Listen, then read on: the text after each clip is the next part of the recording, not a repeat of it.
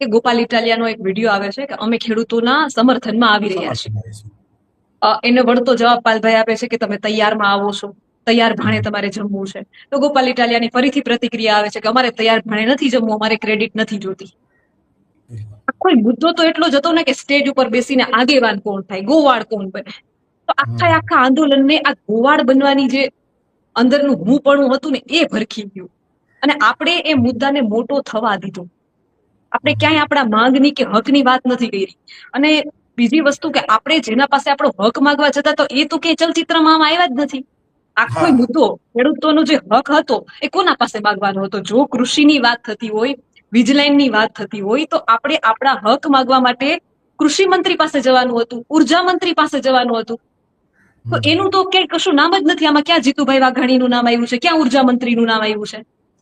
એનું તો કશું નામ જ નથી આવ્યું. ખેડૂત ક્યાં એમ કે છે કે ભાઈ અમે ટ્રેક્ટર રેલી લઈ અને ગાંધીનગર પહોંચશું, પછી જ સરકાર અમારું સાંભળશે. અને એનાથી વિશેષ સમજવા જેવી એ વાત છે કે ઉપમુખ્યમંત્રી હર્ષભાઈ સંઘવીનું જે સ્ટેટમેન્ટ આવ્યું છે કે આપણા મુખ્યમંત્રી જે છે એ બોલ્યા વગર, એક પણ શબ્દ બોલ્યા વગર ખેડૂતોના જે મુદ્દાઓ છે, ખેડૂતોના પ્રશ્નો સાંભળે છે અને ખેડૂતોના મુદ્દે એમણે પહેલા પણ કામ કર્યું છે ને અત્યારે વર્તમાનમાં પણ કામ કરે છે. તો કામ કરે છે તો આ સ્થિતિ હોય ખરી? આ સ્થિતિ હોય ખરી તો ખેડૂતોને થોડું જ ટ્રેક્ટર લઈને ગાંધીનગર આવવું પડે. ખેડૂતો થોડા કયા સમર વેકેશન, ઉનાળુ વેકેશન મનાવવા ગાંધીનગર નીકળ્યા. ભાઈ આપણે જ્યાંથી ચૂંટીને ધારાસભ્યોને મૂક્યા છે, ગાંધીનગરની બજારો અમે નથી જોઈ, ચાલો ગાંધીનગરના રસ્તાઓ જોતા આવીએ. આપણે જેને ચૂંટીને મૂક્યા છે એ ધારાસભ્યો એસી વાળી ઓફિસમાં બરાબર બેઠા તો છે ને, એની એસી કે ઉનાળામાં ખરાબ તો નથી થઈ ગઈ? શું ખેડૂતો એ જોવા ગાંધીનગર આવ્યા હતા?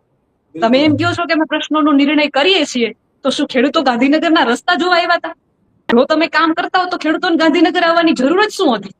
અને એનાથી વિશેષ બીજી વાત એ સમજવા જેવી છે, દ્વારકાની છું એટલે મને ખબર છે કે દ્વારકા કોઈ યાત્રાળુ પગપાળા કે દંડવત ચાલીને જતું હોય ને, દંડવત જતું હોય તો એ આપણા વડીલો મને એવું કહેતા કે ભાઈ એના જે પૂજારી હોય છે ને એ પ્રસાદ લઈને સામે આવતા કે ભાઈ આટલા તડકામાં કે આવી ઠંડીમાં કોઈ ભક્ત એટલો દૂરથી, રાજકોટથી, બનાસકાંઠાથી, કોઈ જગ્યાએથી ચાલીને કે દંડવત રીતે દ્વારકા આવે છે. ભક્તને જાજી કષ્ટી ન પડવી જોઈએ અને જાજુ પીડા ન પડવી જોઈએ. આપણે પ્રસાદી લઈને સામે જઈએ એટલે જ્યાં પૂજારી પ્રસાદી લઈને સામે આવે અને એને પ્રસાદી ખવડાવવામાં આવે ત્યાંથી જે છે એની જે માનતા છે એ પૂર્ણ થઈ. તો તમે તમારી પાસે આ સત્તામાં બેઠેલી સરકાર પાસે, આ સત્તાકીય પાર્ટીને એવું કયું અભિમાન છે કે ખેડૂતો આટલા દૂરથી ગાંધીનગર આવ્યા હતા તો તમે શું સામે ચાલી નતા આવી શકતા?